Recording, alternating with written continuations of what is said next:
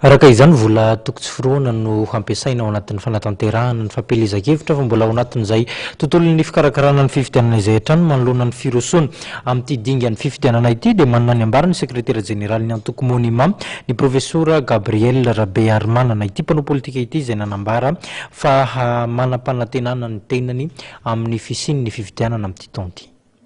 Tsy maintsy hisy ny fifidianana amin'ny fotoana vaovaofaritra ny senita natanterahana fifidianana araka nambarany profesora Rabearimanana Gabriel sekretera jeneralin'ny antoko Monima.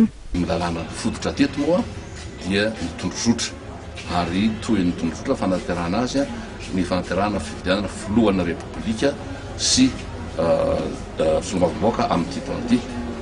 Amiko zany tsy maintsy atao io raha tiana iroso zay nefa tsy milaza hoe dia tena ho tantera tokoa satria mbola misy ihany zavatra manirana eo amin'ny sehatra politika. No marian'ny profesora Rabearimanana ihany koa fa anisan'ny ezaka tokony tanterahana amin'ny fanatsarana ny fanomanana ara-teknika, anisan'izany ny fandrafetana lisy-pifidianana izay mbola betsaka ny lesoka hita. Ahafahana manatanteraka fifidianana amin'ity taona 2024 ity dia misy ny fepetra hafa everan'ny sekretera jeneraly Monima fa tokony tanterahana.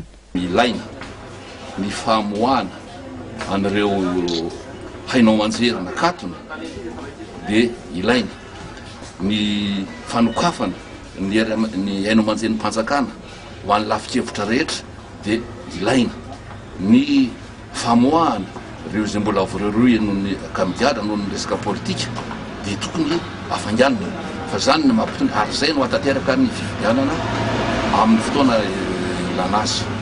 Momba ireo candidat tsy voatazona indray dia veran'ny sekretera jeneraly Monima fa manana zoiady ny fandraisana anjara ny fifidianana izy ireo. Ho an'ireo candidat tsy voatazona dia zony ary zony feno ny mikaroka ny fomba azony mandray anjara ny fifidianana. Zay kosa tsy azo kosehana zay zay.